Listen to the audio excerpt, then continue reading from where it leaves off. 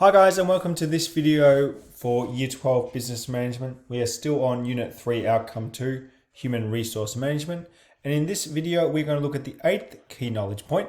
We're going to look at workplace relations, and in particular, the roles of the participants in workplace relations. What I hope that you get out of this video, if we look at the key knowledge point, the key knowledge point really focuses on what we are talking about, the role of the participants in the workplace. We are going to focus on workplace relations, and I'm going to give you a definition of that, but we are going to focus on their roles and think about what their roles are in general as well.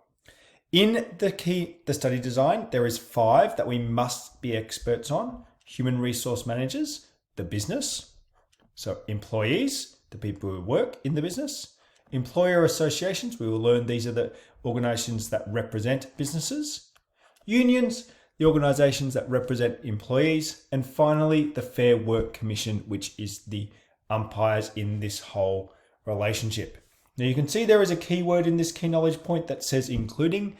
That means at a very rare occasion, it is okay to talk about others. And we in these slides are going to recognize that there is one other key one, which is the government, which is in some cases somewhat related to the Fair Work Commission. This is a key knowledge point where often your knowledge of your part-time job can be a great way to start to think about this topic. So I want you to think about, if you have a part-time job, or if you know about someone with a part-time job, what are you paid? Why do you think you are paid that much? How was this decided? Are you paid the same as similar aged people in that job? For example, what are the shelf stackers at Coles and Woolworths paid the same? Or the people who work at Macca's and Hungry Jack's paid the same? And are you paid the same as similar aged people in your job at another store? The same question could be asked about lots of other entitlements like breaks, bonuses, leave. And these conditions have been determined via the participants that we've just talked about. And this is what we mean by workplace relations. You might have also heard of it as industrial relations or employee relations. All are fine, but I would always keep to the one that I've bolded in blue if you can. And that's what I will use it throughout. This is the total relationship that exists between the employer and the employee. The total relationship that occurs between the business and the people that work in this business. This includes how they interact to determine an acceptable level of pay, working conditions, and importantly, to decide and to determine and help to ensure conflict does not arise. Now, this can be challenging and complex and difficult, and sometimes even problematic, as there is a natural conflict between employers and employees. And I encourage you to pause this video and have a think about what that natural conflict could be. Can you identify what that conflict is? What do you think employers want? And what do you think employees want? When we recognize that there is a natural conflict, it's actually relatively simple to work out how that conflict develops.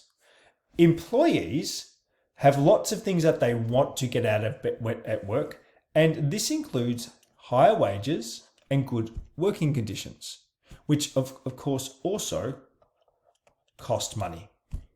They want to earn lots of money and be in really good working conditions. Now, the employer, the business, has business objectives to have the most amount of profit possible, and that includes lowering costs.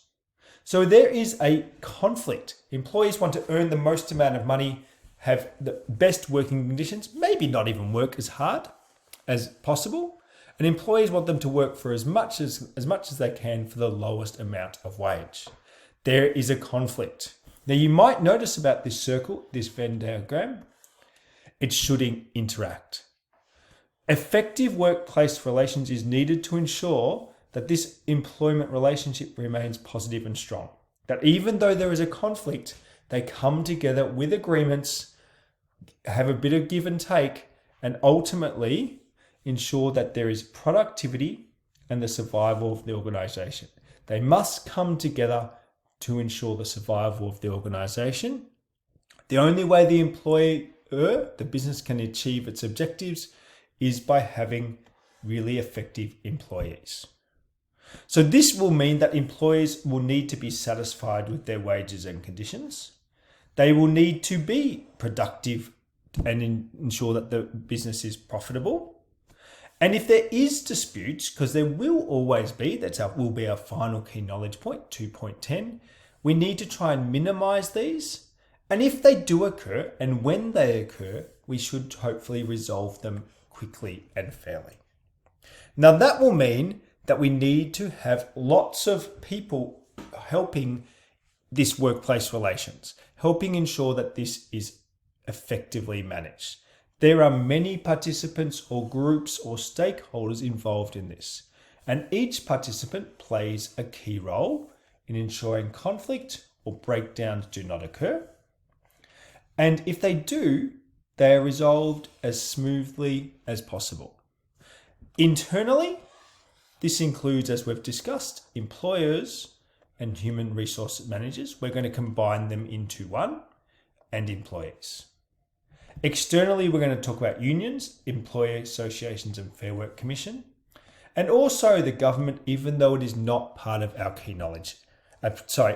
Not part of the study design specifically. So when we talk about human resource managers, we are really talking about the business. But we are talking about the part of the business, human resources and the human resources management, that have responsibility for this area of ensuring the business works effectively by ensuring workplace relations are effective. So what are some of their roles? They will negotiate with employees and or the unions in good faith. They will be doing the negotiations with the employees and unions when there is a disagreement or when they are trying to work out the conditions. They will just help deal with disputes if and when they arise. And this will include participating in dispute resolutions. And they might even act as an intermediary between employees and unions, so the employees, and other parts of the business, senior management. They will consult with other managers in other parts of the business, like finance, if it is about pay, can we afford it? And they will also do administration of day-to-day procedures to ensure the employees are receiving the correct wages and entitlements. Because not only does there need to be an agreement, it actually needs to be followed through. And sometimes the biggest disputes are because of frustrating things that aren't occurring. And that this might even be ensuring and keeping up to date with legal requirements. So you can see that there is lots of other information in this slide. I'm not going to go through all of it in the interest of time, but I do encourage you to pause it and have a quick read of this. We then move into employees. And in today's decentralized approach to workplace relations, we will talk about what decentralized is in the key knowledge point 2.9. Employees are actually going to be more engaged in the process of negotiating the agreements. They're going to be more involved. And we'll talk about that in key knowledge point 2.9. So when we're talking about decentralized, if you have already learnt it, we are talking about collective or enterprise agreements. So employees might be involved in negotiating actual individual contracts. If you are senior enough or your business works like that, an employee might be involved in negotiating their individual contract. They will have responsibilities for communicating their concerns or grievances with the business, generally to the HR manager or union if they don't necessarily trust the business. Remember, there is an inherent conflict. They will vote on agreements, and they might they will need to modify the existing work practices in line with these agreements. Now, this is quite complicated, and this is where, particularly for employees who can sometimes feel they don't have a lot of power, so this is where our third participant comes in, a union. You might have also heard of it as a trade union. This is an organization formed by employees in an industry. The job of the union is to represent their interest in order to improve wages and working conditions. Inherently, an employee often doesn't have as much power as a business. Unions were created where lots of employees would get together and find people to represent them, and that gives them a little bit more power. It's not one person going up to the business, it is a union maybe representing hundreds or even thousands of employees. What is the role of a union? They must know what the employees want and their grievances. So they must listen to employee grievances. They would negotiate and bargain on the employee's behalf. So they are often the ones negotiating the better pay or conditions. And if they are upset or don't feel like the employee's interests are being met, these are the organizations that organize the industrial action or participate in dispute resolution, which is a way to hopefully get around or stop industrial action. This is all about key knowledge point 2.10. I encourage you to watch that video. Now, just like other slides, you can see there is more information which I encourage you to pause the video to look at, but that is unions. Now, just like unions represent employees, sometimes the business doesn't feel like it has enough power or not the expertise to represent their interests effectively. And this is where employer associations come in. These are groups of employers or groups of businesses who unite to promote the common interests of employers in workplace relations. This includes things like the Australian Retailers Association, the Master Builders Association. There is the employer associations that represent banks, telecommunication industry, pretty much any industry. They share information and provide mutual support in just the same way unions do. And in a decentralized system, employers associations also have taken on the responsibility of keeping their members, remember the members here are the businesses, informed of upcoming legal changes, so upcoming legislative changes and their implications, what they have to do. And they might assist members to negotiate workplace agreements. Now, governments have 5 roles in workplace relations. Remembering this is not part of your key knowledge study design. So you will not be asked what is the role of governments, but it is important to know. They do things like being the legislator, the economic manager. They are an administrator of government policies. They are also an employer of over 1/3 of Australian workers. So they are massively involved in workplace relations because they employ and pay lots of workers. But they also assist with the resolution of industrial disputes because they established our next one, which is the Fair Work Commission. So I encourage you again to pause the video, have a read, but we're now going to look into what they created, which is the Fair Work Commission. Now, the Fair Work Commission is what I consider to be the umpire. The entity that is in charge with making sure that this operates efficiently, effectively, and fairly for all parties. There is always going to be conflicts between employers and employees, and there sometimes needs to be an umpire, an adjudicator, sometimes even a judge. The Fair Work Commission is the Australia's National Workplace Relations Tribunal. It is an independent body that was created out of the Fair Work Act, and their job is to do a number of things, and they have a lot of powers. What are some of the things that they do?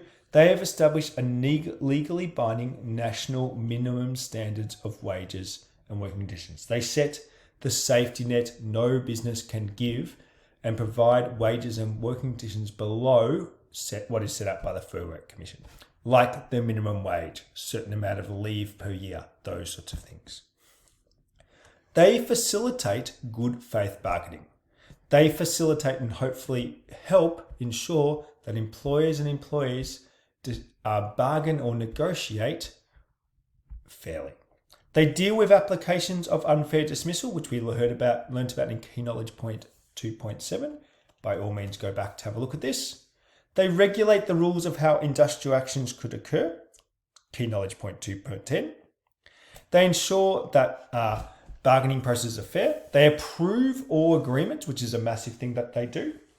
And they monitor compliance with that agreements, with those agreements, and take enforcement actions. So punish, take employees and businesses to court if they are breaching those. So to recap, there are many different stakeholders that play different roles in workplace relations. It is complicated. It is important and imperative that you understand how each of these stakeholders works. And our 5 stakeholders are human resource managers, employees, employer associations, unions, and the Fair Work Commission. I hope that you found this video useful, and I encourage you to keep studying business management.